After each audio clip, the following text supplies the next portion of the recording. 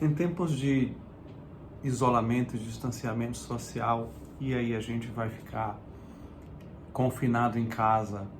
com os nossos pares, familiares, né? Os casais vão ficar mais próximos. A convivência a dois, a convivência em família, mas particularmente a convivência a dois, que é o que eu queria falar hoje aqui com vocês, ela vai se tornando talvez mais desafiadora, talvez mais aproximadora, pode ser algo que resgate elementos. Qual é a dinâmica que você tem vivido no momento em que você se vê muito mais próximo da pessoa com quem você se casou, com quem você namora, com quem você vive junto, né? O que tem sido estar tão próximo e tão perto de qualidades e defeitos, de características, de elementos que envolvem flutuação de humor, que envolvem formas de se comunicar, que envolvem estar junto e realizar ajustes continuamente, quando de usual nós fazemos isso nos intervalos em que nós não estamos tomados pelas nossas tarefas cotidianas e que hoje, por conta de muita gente em quarentena, em isolamento, em home office, acaba tendo que passar bem mais tempo realizando todas essas tarefas em casa, mas ainda assim o grau de exposição a dois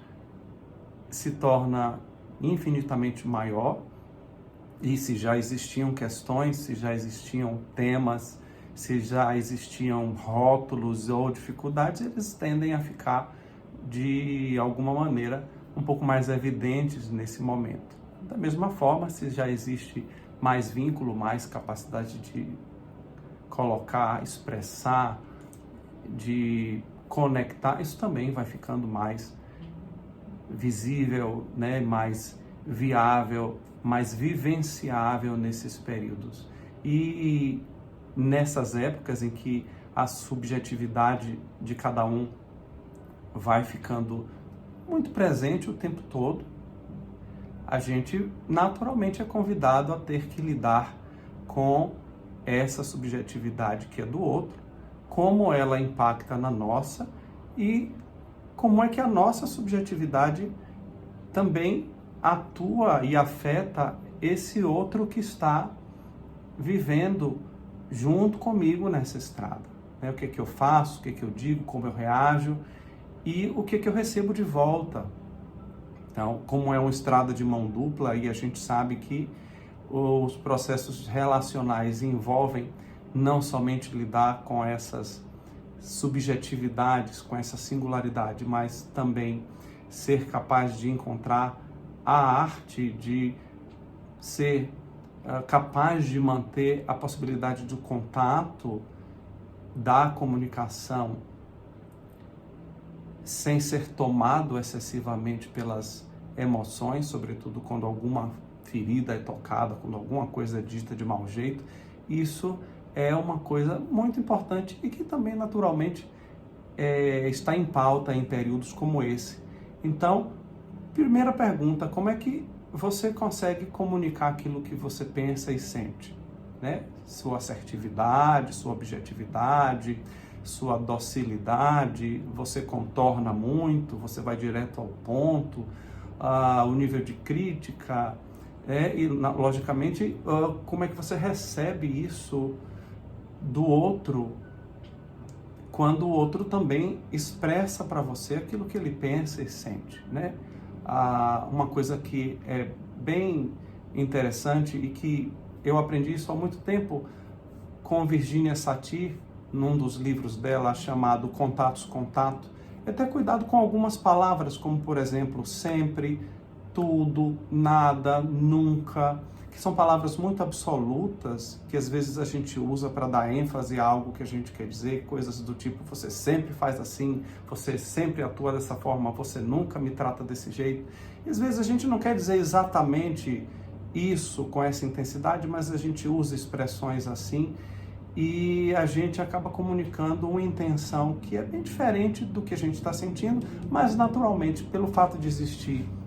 algum grau de emoção presente ali, a gente acaba deixando que escapula da boca palavras que não vão voltar mais, mas a gente não teve nenhuma espécie de filtro nem elaboração para poder trazer essa comunicação de uma forma mais efetiva, e muitas vezes isso vai gerando atritos que precisam ganhar algum contorno. Então, a possibilidade de, nas horas em que as coisas ficam mais esquentadas, ou que tem mais estresse, ou que as emoções estão mais à flor da pele, o convite aqui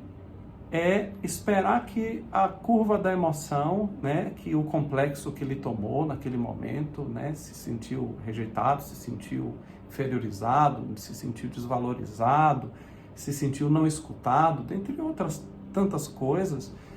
deixar que essa curva passe um pouco antes que você possa conversar e dizer, olha, eu me senti dessa forma quando você falou comigo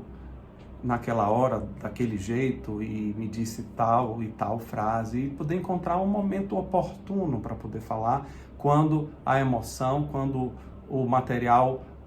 afetivo dos complexos já reduziu um pouco mais. E isso implica dizer que, da mesma forma que a gente tem essa ferramenta de comunicação e de inteligência emocional, a possibilidade de estar junto também acaba sendo um grande portal, um grande convite para, através da presença, através do vínculo, através do contato, do relacionar-se, aumentar a qualidade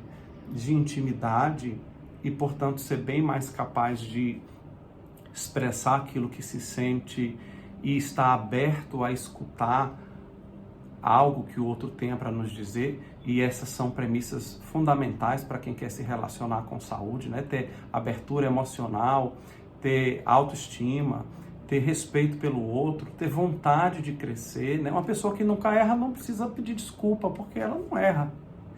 Então, a gente sabe que é uma enorme fantasia que às vezes a gente tem sobre a gente, ou o outro tem sobre ele. Em geral, todo mundo tem um pouquinho disso, mas a possibilidade de ter essas qualidades no relacionamento, né? Ter vontade de crescer, ter vontade de investir, ter vontade de estar junto, mesmo nas dificuldades, isso cria condições para que haja a saúde relacional e condições para que haja amadurecimento relacional também. Nesse sentido, então, vale a pena que a gente, nesse período de quarentena, de isolamento, de distanciamento e, naturalmente, em que a gente está compelido a estar próximo daqueles que a gente escolheu para estar junto nessa estrada da vida, que a gente possa ficar atento às dinâmicas inconscientes que vão sendo geradas, não para poder dizer que o outro me provoca isso ou aquilo, né? E sem colocar panos quentes no que o outro de fato possa ou não fazer, mas também trazer uma ênfase para se perguntar o que é que eu acabo tendo de sensibilidades, né, de possibilidades de ser tocado nas dinâmicas do meu próprio inconsciente, e aprender sobre mim, aprender sobre as coisas que eu preciso e quero tanto conhecer a respeito de mim mesmo, de como eu reajo, do que é que são os gatilhos que provocam minhas reações e que reações são essas, e a partir daí poder descobrir outras formas de repertório, outras formas de resposta que envolvem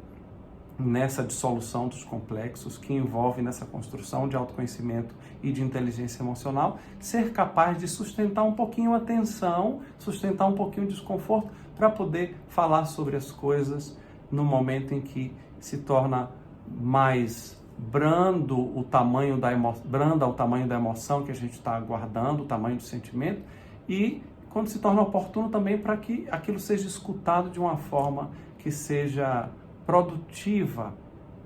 em termos de casal. Então, o que eu queria dizer para vocês hoje era isso. Depois eu vou falar sobre uma outra coisa bem interessante, mas no próximo vídeo você vai saber o que é. Uma excelente Páscoa e que possamos estar conectados da melhor maneira possível, em mente, em coração, como cidadãos do planeta Terra. Um grande abraço para todos vocês.